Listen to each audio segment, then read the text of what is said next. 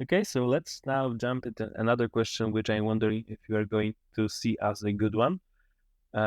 So let's say you are getting asked about RxJS. What is RxJS and how it is used in the development in Angular? And we can go with Brecht for this one. Yeah, I love that question. I mean, because there are so many opinions out there, and I'm a huge fan of RxJS, and I think I've thought over 300 or 400 people how to use RxJS, and still to this day I don't know RxJS. I mean, we have to be honest about it. It's super complex. We have schedulers. We have like the memory leaks if we don't unsubscribe. We have multicasting. We have all these different subjects and stuff like that. So it's a topic that I really love to talk about. And I think it's related to signals, and it's related to change detection, and it's related to state management. For instance, I don't want to get into a big discussion on this topic, but I don't like to use like frameworks like NGRX or whatever. But I get why they're there. I mean, they're there to hide that RxJS complexity, and it really depends on what team you're on. Like when I was working for Rosa, we had all like very expert level developers, and everything was RxJS, and also our state there were behavior subjects and we could understand the complexity, but even then, like code that you had written like 6 months ago, yeah, it's a challenge to say the least. I mean, it's very tricky. So you can ask them about like, what do you like about RxJS? How do you use it? And now it's really dependent on first, what the level of the candidate is. He medium, senior, expert? What is his?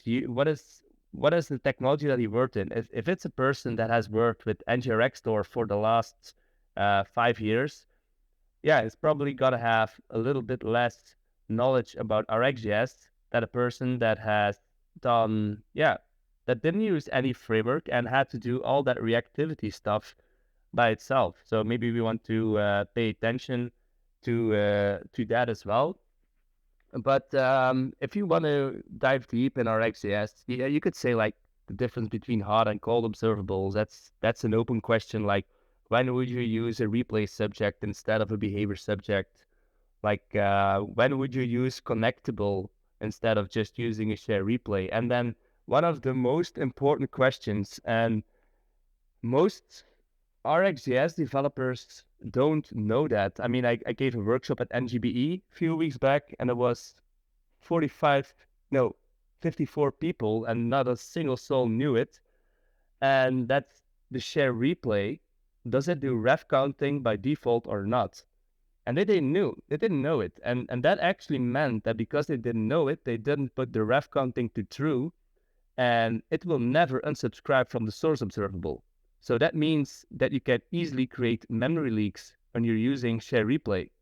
And that is all these trivia that you need to know about RxJS, just to create a regular application. And I think it's super awesome that the Angular team is going to signals and trying to make it simpler or more accessible, because yeah, RxJS, it's an awesome thing, but I don't necessarily it's a good match for state in general, because state should be synchronous in my opinion.